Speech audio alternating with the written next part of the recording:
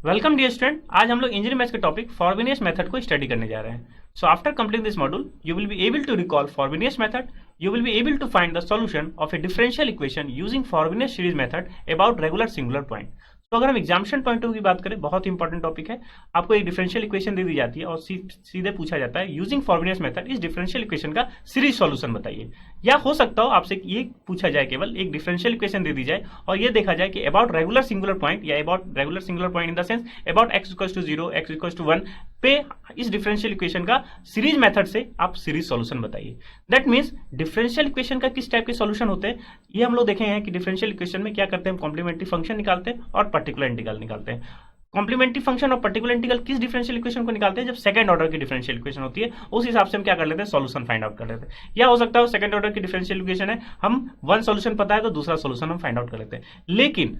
अगर आपके पास differential equation कुछ इस टाइप से है जिसमें हम इन सारी मेथड्स को है यूटिलाइज नहीं कर सकते हैं, तो इस टाइप के डिफरेंशियल इक्वेशन को हम लोग सीरीज मेथड से सॉल्व करते हैं। तो हमारे पास सीरीज मेथड में टू टाइप्स के सीरीज मेथड है, एक पावर सीरीज मेथड होता है, एक फॉरबिनियस मेथड होता है। So I hope power series method हम ऑलरेडी डिस्कस कर चुके हैं और आई होप आपको क्लियर हो गया होगा कि पावर सीरीज मेथड हम किसके अबाउट निकालते हैं, किस पॉइंट के अबाउट निकालते हैं। क्योंकि ये देखा है हम लोगों ने कि डिफरेंशियल इक्वेशन में टू टाइप्स के पॉइंट होते हैं, एक ऑर्डिनरी पॉइंट, एक सिंगुलर पॉइंट होते हैं। हम power series method about ordinary point निकालते हैं और Frobenius method about regular singular point निकालते हैं। दैट मीन सिंगुलर पॉइंट भी क्या होते हैं, टू टाइप्स के होते हैं, रेगुलर सिंगुलर पॉइंट और इररेगुलर सिंगुलर पॉइंट। तो basic difference between power series method and Frobenius method में क्या है कि पावर सीरीज मेथड हम अबाउट ऑर्डिनरी पॉइंट निकालते हैं और फॉरबिनियस मेथड हम क्या निकालते हैं, अबाउट जो है regular singular point. That means अगर केवल डिफरेंशियल इक्वेशन दे दी जाए और आपसे पूछा जाए कि सॉल्यूशन क्या है, तो सबसे पहले आप ये देखिए जिस जो पॉइंट के अबाउट पूछा गया है क्वेश्चन में वो ऑर्डिनरी पॉइंट है या सिंगुलर पॉइंट है। तो अगर ऑर्डिनरी पॉइंट हो जाता है तो आप क्या यूज करेंगे, पावर सीरीज मेथड यूज करेंगे, और रेगुलर सिंगुलर पॉइंट होता है तो क्या यूज करेंगे, हम लोग फॉरबिनियस मेथड करेंगे। बहुत ही वाइडली एप्लीकेशन है, जैसा कि अभी बताया कि उस टाइप के डिफरेंशियल इक्वेशन को सॉल्व करते हैं जो इन जनरल हम लोग सॉल्व नहीं कर सकते हैं सीएफ और पीआई से, या अदर जो भी हमारे पास मेथड है वेरिएशन ऑफ पैरामीटर या अदर और भी जो भी हमारे क्या मेथड्स है,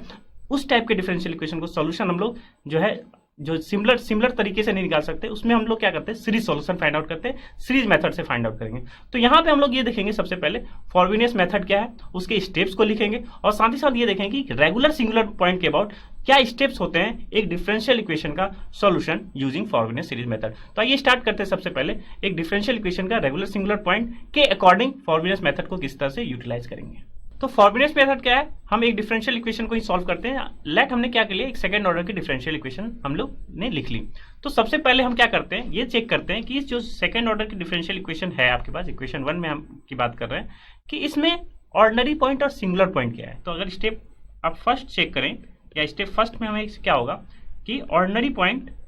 एंड सिंगुलर पॉइंट जो है बतानी पड़ेगी कि आपके ऑर्डिनरी पॉइंट्स क्या हैं और सिंगुलर पॉइंट्स क्या हैं।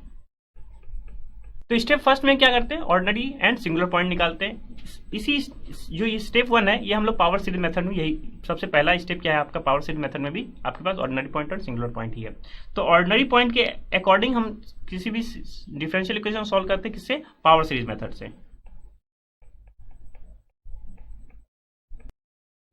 ना इसी स्टेप में अगर हमें ये मिल जाए कि आपके पास जो डिफरेंशियल इक्वेशन है उसमें सिंगुलर पॉइंट्स है, सिंगुलर पॉइंट्स भी हैं, अगर सिंगुलर पॉइंट्स हमें मिल गया तो इसमें हम क्या करेंगे, फर्दर जो है पॉइंट को हम चेक करेंगे। सो दैट मीन्स हमारा स्टेप 1 क्या कंप्लीट होगा, मीन्स क्लासिफिकेशन हम कर लिए सारे सिंगुलर पॉइंट्स का और सारे ऑर्डिनरी पॉइंट का। तो सिंगुलर पॉइंट में भी क्लासिफिकेशन हमने क्या कर लिया, या तो रेगुलर होगा या क्या होगा, इररेगुलर सिंगुलर पॉइंट होगा। अगर हम ये मान ले कि जो पॉइंट आया वो क्या हो आपका रेगुलर पॉइंट है, रेगुलर सिंगुलर पॉइंट है, तो स्टेप 2 पे हम लोग आएंगे फॉरबिनियस मेथड के अकॉर्डिंगली।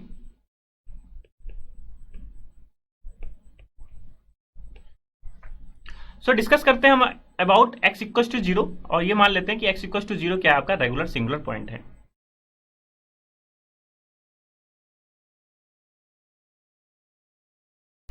नाउ अगर हम ये सपोज कर लिए कि f इक्वल टू 0 हमारा क्या रेगुलर सिंगुलर पॉइंट है,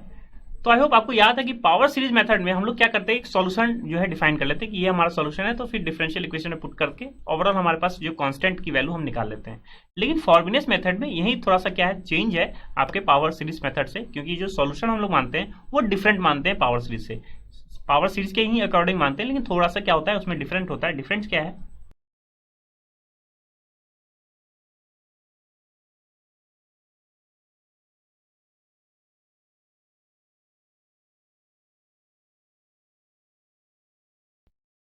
सो पावर सीरीज में हम लोग क्या मानते थे, y इक्वल टू समेशन, अगर अबाउट x इक्वल टू 0 क्या है आपके पास, अगर ऑर्डिनरी पॉइंट है तो पावर सीरीज में हमें क्या मानते थे, a n x की power n n equal to 0 to infinity,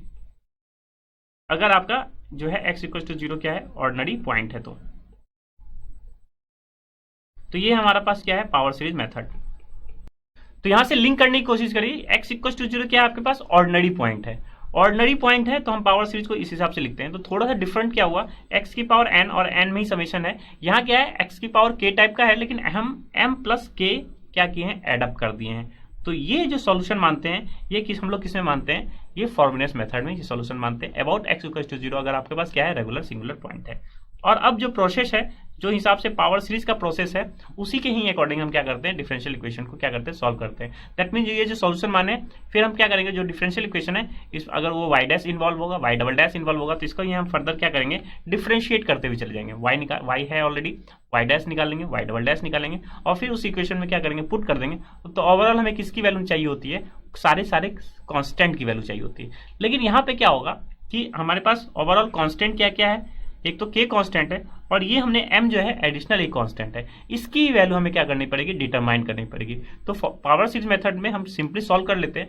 लेकिन यहाँ पे पावर सीरीज मेथड में एक ही कांस्टेंट होता है जिसको हम लोग क्या करते हैं, डिटरमाइन करते हैं। यहाँ हमारे पास क्या है, a के भी कांस्टेंट, a के इन the sense a0, a1, a2 and so on, an and so on infinity तक, और कांस्टेंट भी क्या है, m कांस्टेंट। तो हमें ये भी डिटरमाइन करनी पड़ेगी और ये भी डिटरमाइन करनी पड़ेगी। तो स्टेप 2 में हम क्या करते हैं, ये सॉल्यूशन मानते हैं। स्टेप 3 में जो है डिफरेंशियल इक्वेशन में हम वैल्यू अगर जब पुट कर देंगे, तो हमारे पास जो ओवरऑल जो लोअर डिग्री टर्म को जो अगर क्या करेंगे, हम कंपेयर करेंगे अपने जीरो से, तो हमारे पास जो सोल्यूशन किसका आएगा, m का सोल्यूशन आ जाएगा। और इस m का जो सोल्यूशन आएगा, तो ओवरऑल उसके m के अकॉर्डिंगली हमारा जो है सोल्यूशन, फाइनल सोल्यूशन को किस हिसाब से लिखते हैं, उसको हम लोग डिस्कस करने जा रहे हैं।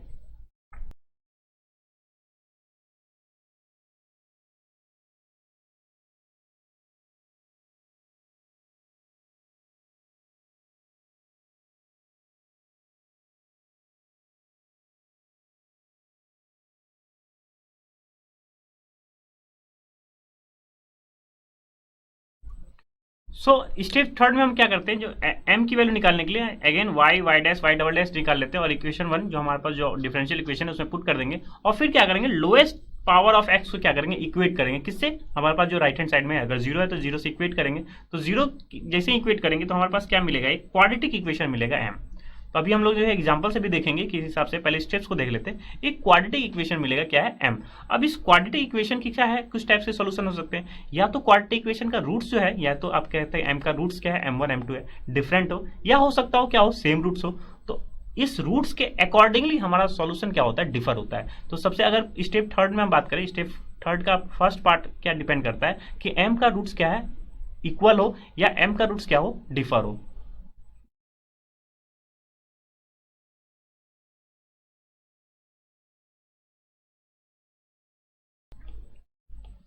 सो केस फर्स्ट क्या है, m1 m2 क्या हो, डिस्टिंक्ट हो। अगर m1 m2 डिस्टिंक्ट है, जो आपके पास जो y का सॉल्यूशन यहाँ पे ऑब्टेन हो चुका है, या m1 के बाद जो आप ऑब्टेन करेंगे, उसको सॉल्यूशन क्या लिखेंगे, एक कांस्टेंट के साथ जो मल्टीप्लिकेशन करेंगे a का, y का, और जहां m आएगा दैट मीन्स m की जगह क्या रख लेंगे आप, m1 रख लेंगे, और फिर इस इक्वेशन में प्लस b y इन जहां जहां m आएगा उसको क्या कर देंगे, रिप्लेस कर देंगे m2 से। तो एक वैल्यू हो जाएगी, m की वैल्यू क्या हो जाएगी, फिनिश हो जाएगी, क्योंकि m1 m2 क्या है, डिस्टिंक्ट है, मीन्स एक कोई क्या है, रियल वैल्यूज है। तो रियल वैल्यूज हम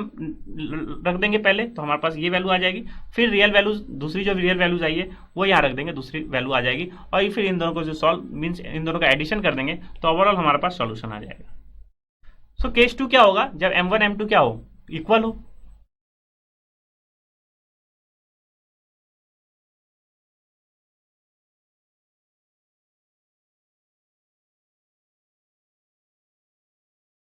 सो अगर हमारे पास रूट्स क्या हो, इक्वल हो, लेट मान लिया m1 क्या है, m2 के इक्वल हो, तो हम सॉल्यूशन किस हिसाब से लिखेंगे, a टाइम्स, अभी भी आप क्या करेंगे, पहला पार्ट में तो जैसा हम लोग लिखा है a times y at m1 ही लिखेंगे, लेकिन जो सेकेंड एडिशन है वो उसमें हम क्या करेंगे, प्लस b, y को डिफरेंशिएट करेंगे विथ रेस्पेक्ट टू m, और फिर जहां जहां m आएगा उसकी वैल्यू क्या कर लेंगे, हम m1 पुट कर लेंगे, तो ओवरऑल हमारे पास सॉल्यूशन आ जाएगा। दैट मीन्स फॉरबिडियस मेथड में जो ये जो स्टेप 3 है वो क्या है, टोटली डिफरेंट है किससे, पावर सीरीज मेथड से। हम यहाँ पे क्योंकि सिंस m के लिए हमारे पास जो है इस टाइप के कंडीशन को हमें यूटिलाइज करना पड़ेगा। दैट मीन्स जो ये AK है ये अभी भी हम किस हिसाब से निकालेंगे, पावर सीरीज मेथड से निकालेंगे। दैट मीन्स जो कांस्टेंट है उसकी वैल्यू भी क्या करेंगे, हम इक्वेट करेंगे 0 की तरफ, और उसके बाद हम कांस्टेंट की वैल्यू क्या कर सकते हैं, निकाल सकते हैं। दैट मीन्स लोएस्ट डिग्री को भी हम क्या करेंगे, इक्वेट करेंगे, और हायर डिग्री टर्म को भी क्या करना पड़ेगा, हमें इक्वेट करना पड़ेगा, तभी इस कांस्टेंट की वैल्यू निकाल लेंगे। दैट मीन्स स्टेप 3 में तो हमारे पास क्या है, ओवरऑल m के वैल्यू पे डिपेंड करके हमारे पास सॉल्यूशन आएगा, और यहीं पे हमारे पास जो पावर सीरीज मेथड है उसके अकॉर्डिंगली हमारे पास क्या होगा, सारे के सारे AK की वैल्यू आ जाएगी। सो आई होप आपको फॉरबिनियस मेथड का बेसिक जो है नॉलेज पता चल गया होगा कि हमें निकालनी कैसे होती है। हमें एक ऑर्डिनरी पॉइंट और सिंगुलर पॉइंट निकालनी होती है, फिर ऑर्डिनरी पॉइंट और सिंगुलर पॉइंट से हम क्या करते हैं, ये फाइंड आउट कर लेते हैं कि रेगुलर पॉइंट है या इरेगुलर सिंगुलर पॉइंट है। अगर रेगुलर सिंगुलर पॉइंट है, लेट मान लिया x=0 के रेगुलर सिंगुलर पॉइंट के अबाउट हमें सीरीज सॉल्यूशन लिखना है, तो हम क्या करते हैं, जो सीरीज सॉल्यूशन मानते हैं वो क्या मानते हैं, y=summation AK x⁻m+k, और फिर हमारे पास जो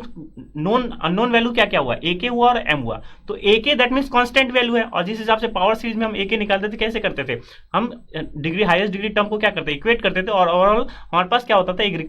रिकरेंस रिलेशन के फॉर्म में आ जाता है, AK+1 के फॉर्म में आता था, AK या AK+2 के फॉर्म में आता था। इस हिसाब से आता था, हम K की वैल्यू पुट करते हुए जाते थे और सारे के सारे कांस्टेंट की वैल्यू निकाल लेते। लेकिन यहाँ पे क्या है, AK भी निकालना है, साथ ही साथ सारे कांस्टेंट A0 A1 A2 भी निकालना है, और उसके साथ साथ जो आपके पास कांस्टेंट है M, क्योंकि यही क्या है आपके पास एक और अननोन क्वांटिटी है, और m को निकालने के लिए हम क्या करते हैं, लोएस्ट डिग्री पावर को क्या करते हैं, 0 की तरफ इक्वेट करते हैं, और फिर m के अगर दो वैल्यूज आते हैं, वो मीन्स क्वाड्रेटिक इक्वेशन बनता है, तो क्या होंगे, दो वैल्यूज आएंगे, तो या तो हो सकता है वो डिस्टिंक्ट हो, या हो सकता हो क्या हो, इक्वल रूट्स हो। अगर इक्वल रूट्स है तो उसके अकॉर्डिंगली हम क्या करते हैं, सॉल्व करते हैं, पहले y जो सोल्यूशन निकालते हैं उसमें हम m1 पुट कर देंगे, फिर प्लस क्या करेंगे, डिफरेंशिएट कर देंगे, और फिर क्या करेंगे, m की जगह m1 पुट करके सॉल्व करके ओवरऑल सम के फॉर्म में हमारे पास टोटल सोल्यूशन है। लेकिन अगर डिस्टिंक्ट है तो सिंपली y जो वैल्यू आई हुई है वहां m को रिप्लेस करेंगे m1 से, और फिर y को जो वैल्यू आई हुई है फिर m को m2 से रिप्लेस करेंगे, और ओवरऑल हमारे पास m2 को रिप्लेस करेंगे, मीन्स m2 की एक कांस्टेंट वैल्यू आएगी, उसकी वैल्यू हम पुट कर देंगे, तो ओवरऑल y at m1